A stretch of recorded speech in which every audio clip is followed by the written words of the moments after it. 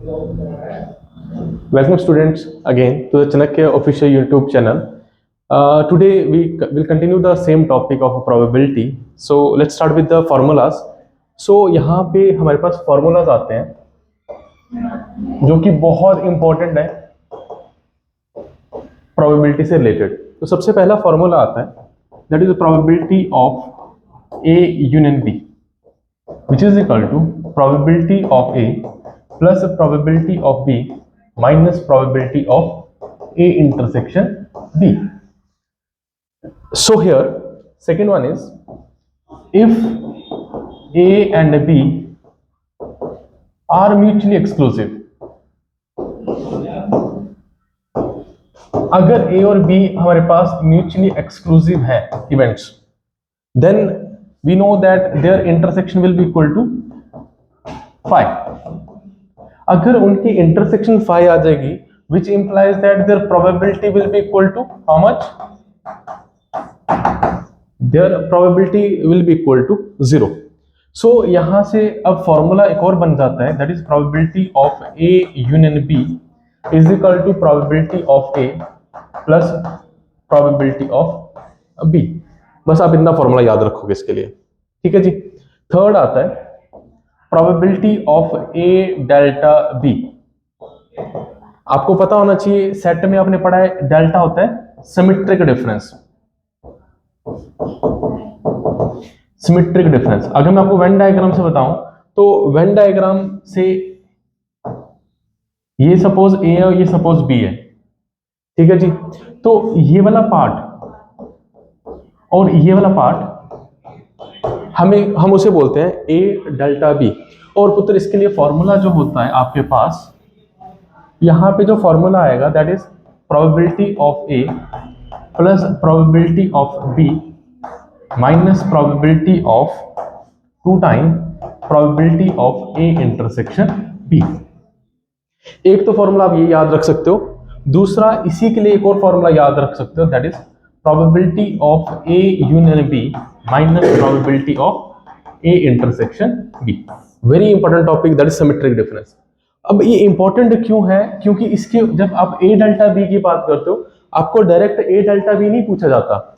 वो बोलते हैं find the probability of getting exactly one of A and B.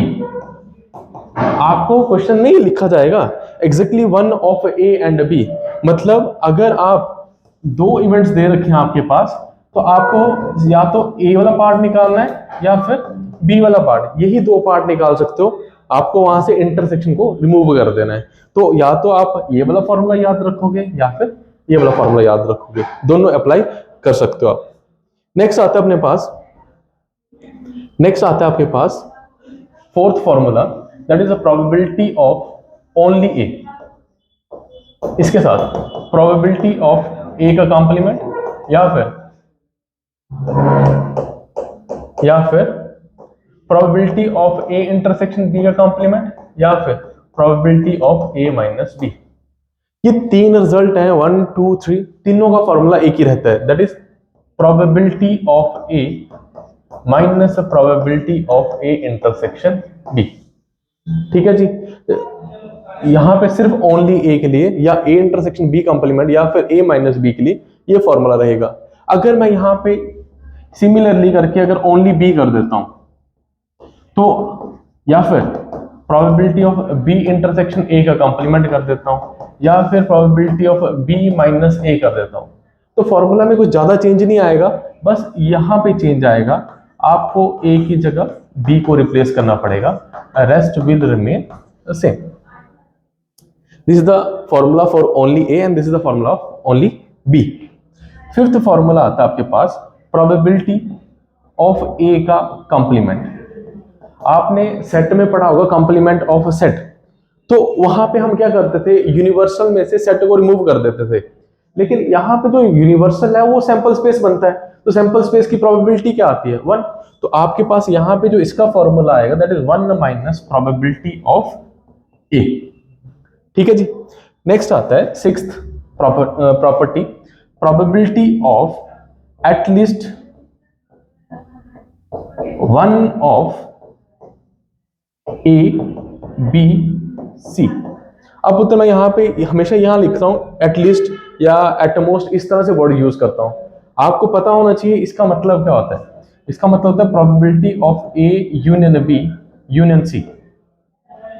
आपको क्वेश्चन में डायरेक्ट नहीं पूछा जाता कि A union B union C निकालना है। आपको पता होना चाहिए probability of at least one of A comma B comma C का फॉर्मूला जो रहेगा that is probability of A plus probability of B plus probability of C minus probability of A intersection B minus probability of B intersection C minus probability of C intersection A and plus probability of A intersection B intersection C। ये तो आपके पास हमारे पास formulas आ गए यहां तक। अब next formula आता है, अगर मैं यहां पे एटलीस्ट की जगह एग्जैक्टली यूज कर देता, exactly one of A B C या exactly two of A B C, तो उसके लिए आपने बहुत सारे तरीके याद नहीं करने, सिर्फ डायरेक्ट फॉर्मूला याद रखना है। और वो फॉर्मूलाज जो आते हैं हमारे पास that is the seventh formula.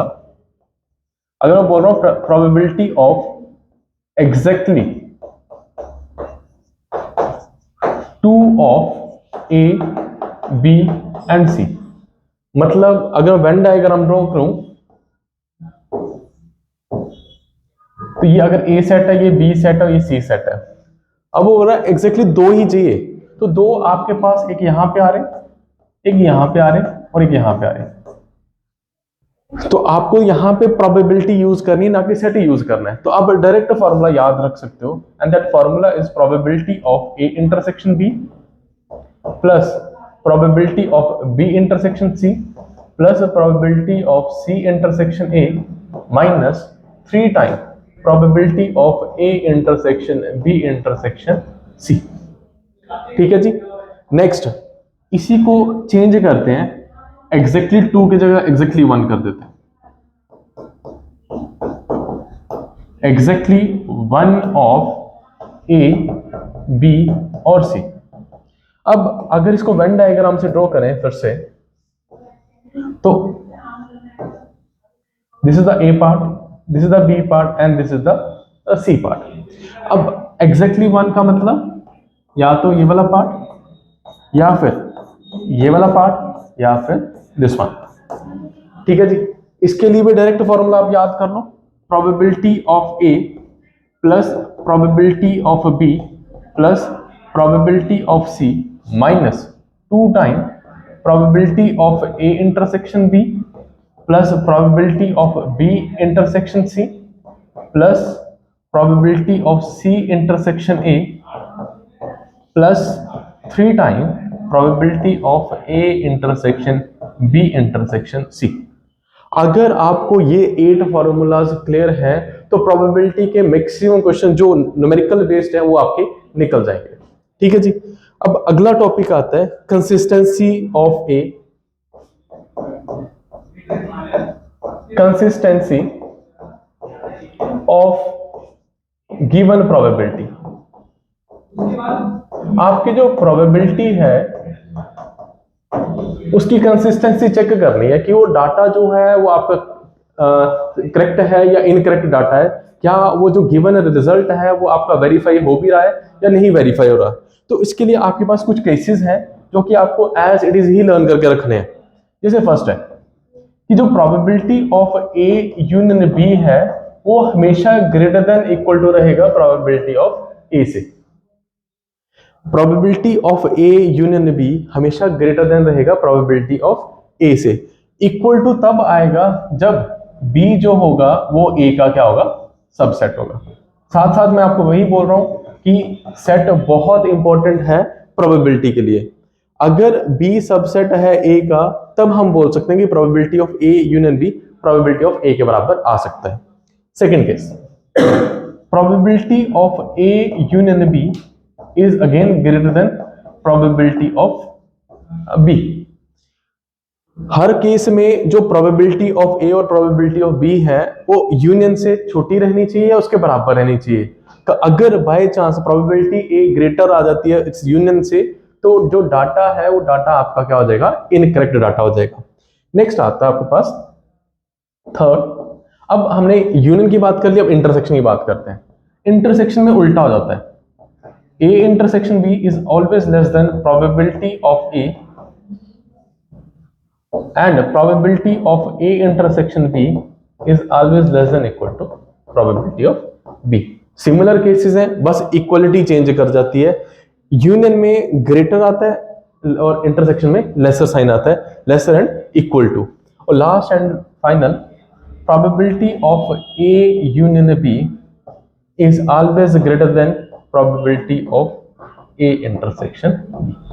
ये अपने पास 5 केसेस हैं प्रोबेबिलिटी, जो आपकी प्रोबेबिलिटी है उसकी कंसिस्टेंसी को चेक करने के लिए। ठीक है जी। अब एक क्वेश्चन करते हैं प्रोबेबिलिटी का, जो बहुत बार एनडीए में पूछ रखा है। सपोज 3 पर्सन्स हैं, late A, B and C finishes a job with the probability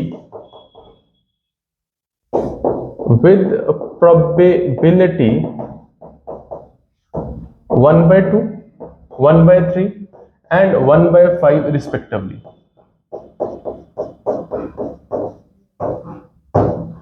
आपको 3 पर्सन दे दिए A, B, C, वो की काम को खत्म कर रहे हैं विद प्रोबेबिलिटी 1/2, 1/3, 1/5 रिस्पेक्टिवली। A की 1/2 आ जाएगी, B की 1/3 आ जाएगी और C की 1/5 आ जाएगी। अब मैं क्वेश्चन क्या पूछ रहा हूं, व्हाट इज द प्रोबेबिलिटी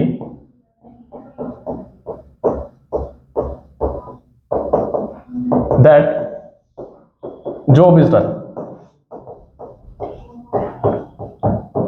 अब आपको बताना है कि काम जो है वो फिनिश हो चुका है, उसकी प्रोबेबिलिटी कैसे निकाल सकते हैं हम। अब देखो यहां पे कहीं नहीं मेंशन कर रखा है कि ए ने काम खत्म किया है, बी ने काम खत्म किया या सी ने काम खत्म किया है। तो आपके पास यहां पे बहुत सारे केसेस बन सकते हैं। जैसे एग्जांपल करते हैं कि ए से काम हुआ बट बी और सी से काम खत्म नहीं हुआ।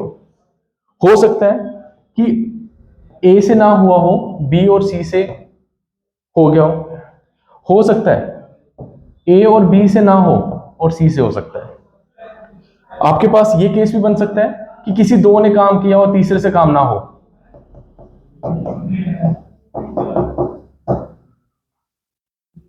ये हमारे पास 3 केसेस ये बन गए, 3 केसेस ये बन गए। हो सकता है कि तीनों ने काम खत्म कर दिया हो। अब जब हम इन क्वेश्चंस को करते हैं तो ये हमारे पास एक प्रॉपर तरीका है, बट जब कंपटीशन में जाएंगे तो हम एक शॉर्टकट तरीका लगाएंगे।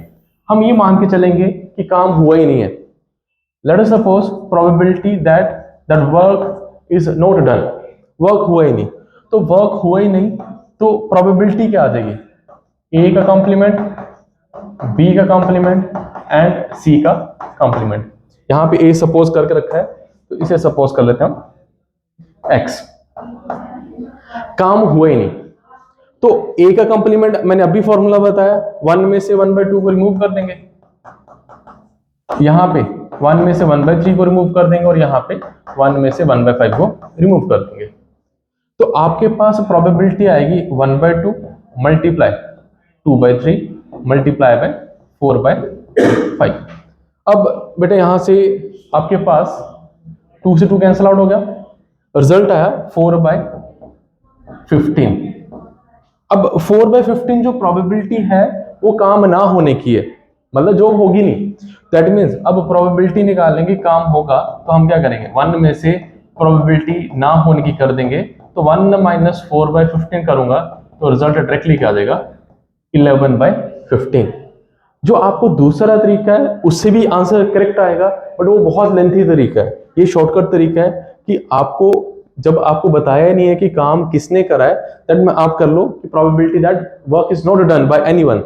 तो probability of A complement, probability of B complement, probability of C complement का प्रोडक्ट करा, दैट इज इक्वल टू 4/15 और से हमने क्या कर दिया 1 में से सब्ट्रैक्ट कर दिया। ठीक है जी। एक और क्वेश्चन बार बार पूछा जाता है, वो 53 संडेज का पूछा जाता है, 53 मंडेज का, वो भी देख लेते हैं। Question is, what is the probability what is the probability of 53 Sundays or 53 Mondays in a leap year. अब लीप ईयर की बात कर रहे हैं, अगले में हम ऑर्डिनरी ईयर की बात कर लेंगे, पहले लीप ईयर की बात करते हैं। लीप ईयर की बात करी तो आपको पता है हाउ मेनी डेज, 366, 7 से डिवाइड करेंगे तो 52 प्लस 2 डेज। अब ये 52 डेज क्या बताते, 52 वीक्स क्या बताते हैं आपको कि पर डे 52 टाइम्स आ रहा, पर डे 52 टाइम्स आ रहा। दैट मीन्स मंडे भी 52 टाइम हो चुका है, संडे भी 52 टाइम हो चुका है। आपका मेन कंसेप्ट कौन चलाएगा, दिस वन, 2 डेज चलाएंगे। अब ये 2 डेज का जो सैंपल स्पेस बनेगा that is Sunday Monday, Monday Tuesday, Tuesday Wednesday, Thursday, Friday, Friday Saturday और last one is Saturday Sunday. देखो जब भी 2 डेज की बात होगी तो ऐसा तो है नहीं कि एक दिन मंडे ले लिया, एक दिन हमने फ्राइडे ले लिया, तो पेयर में चलते हैं। अगर अल्टरनेटिव डे चलेगा, अगर संडे है तो नेक्स्ट डे ऑब्वियस है मंडे होएगा, मंडे तो ट्यूसडे होएगा, इस तरह से पैटर्न में फॉर्म चलेगा। अब आपको चाहिए क्या, या तो 53 मंडेज हो या 53 संडेज हो, तो हाईलाइट कर देते हैं उसे। हाईलाइट किया, संडे और मंडे यहां पे है, मंडे ट्यूसडे यहां पे है और संडे सैटरडे यहां पे है, तो प्रोबेबिलिटी क्या रहेगी हमारे पास, डायरेक्ट प्रोबेबिलिटी आ जाएगी 3/7। प्रोबेबिलिटी क्या आ जाएगी 3/7। ठीक है जी, समझ आ गया होगा होपफुली आपको ये क्वेश्चन। अब ये हमारे पास टोटल 11th क्लास का कंसेप्ट खत्म हो चुका है। अब नेक्स्ट करते हैं हम 12th क्लास का सबसे पहला टॉपिक आता है कंडीशनल प्रोबेबिलिटी।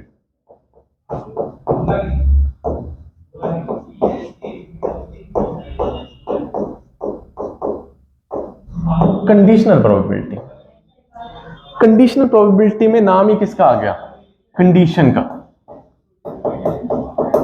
मतलब वहां पे कोई ना कोई कंडीशन हो रखी होगी।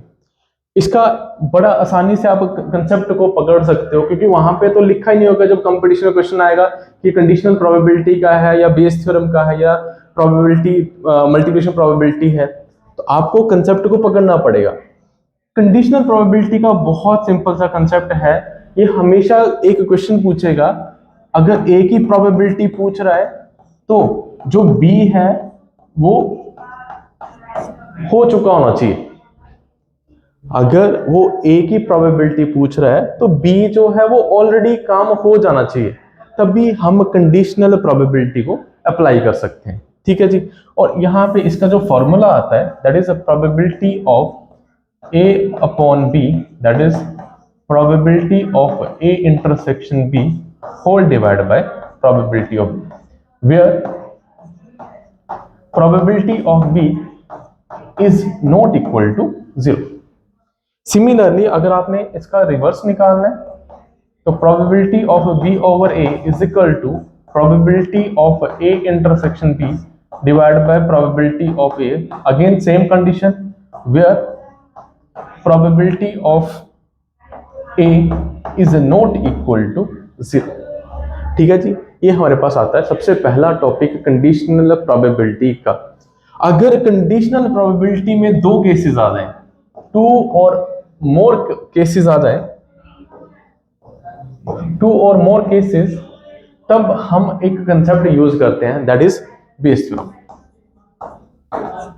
तब हमारे पास आ जाता है बेस थ्योरम का काम। ठीक है, अब बेस थ्योरम से पहला टॉपिक आता है टोटल प्रोबेबिलिटी, तो मैं पहले टोटल प्रोबेबिलिटी को डिस्कस कर लेता हूं। अब टोटल प्रोबेबिलिटी होती है,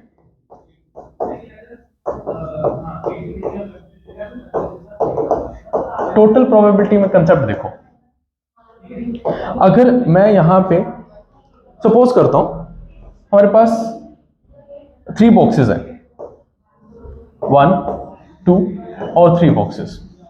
ठीक है, दिस इज बॉक्स 1,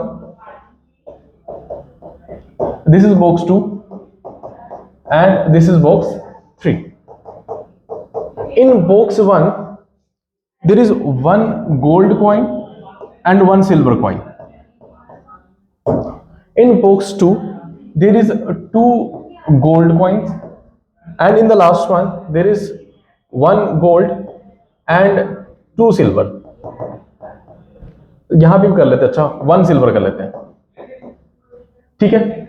सपोज कोई स्टूडेंट है ए नाम से, उसे हमने कहा कि जाइए आप किसी बॉक्स से क्या करके लाओ, गोल्ड कॉइन लेके आओ। तो मैं बोल रहा हूं कि प्रोबेबिलिटी निकालनी है of a gold coin, probability निकालनी है सिर्फ गोल्ड कॉइन की। मैं ये नहीं बोल रहा कि बॉक्स ए से निकालो, बी से निकालो, सी से निकालो। तो सबसे पहले ए जो जाएगा वो क्या करेगा, पहले बॉक्स चूज करेगा। बॉक्स चूज करेगा तो उसके पास कितनी चॉइसेस हैं, 3 चॉइसेस हैं। या तो वो बॉक्स 1 को उठाएगा, बॉक्स 2 को उठाएगा या बॉक्स 3 को उठाएगा। दैट मींस बॉक्स ए को उठाने के चांसेस, बी को उठाने के चांसेस और 3 को उठाने के चांसेस इक्वल है। That is 1/3 1/3 1/3। इतना समझ आ गया। अब जैसे वो बॉक्स उठाएगा उसके बाद किसको उठाएगा, गोल्ड कॉइन को। अब हमारे पास कंडीशन क्या दे दी कि आपको क्या उठाना है, गोल्ड कॉइन उठाना है। अब गोल्ड कॉइन उठाना है कहां से, पहले बैग 1 से। बैग 1 में गोल्ड कॉइन कितने हैं, 1। तो प्रोबेबिलिटी क्या आ जाएगी, 1/2। That is number of favourable upon total, वो हमने फर्स्ट लेक्चर में कर रखा है। सेकंड में गोल्ड कॉइन कितने हैं, 2। तो प्रोबेबिलिटी क्या आ जाएगी, 2/3। नेक्स्ट गोल्ड कितने हैं, 1/3। अब मैंने यहां तक तो आपका दोनों टोटल प्रोबेबिलिटी और बेस थ्योरम में सेम टू सेम ही है। जो नेक्स्ट कंसेप्ट है बेस थ्योरम और टोटल प्रोबेबिलिटी को डिफरेंशिएट करने के लिए, दैट इज द क्वेश्चन, ठीक है। क्वेश्चन ये है कि what is the probability of getting a gold coin from any of the box. तो जब भी ऐसा आएगा तो वहां पे आप अप्लाई करोगे टोटल प्रोबेबिलिटी, और जब आपको प्रॉपर मेंशन होएगा, you have to find out the probability of a gold coin from the box second, then we will apply the Bayes theorem. That's it for today. Rest we will do in the next lecture. Okay, thank you.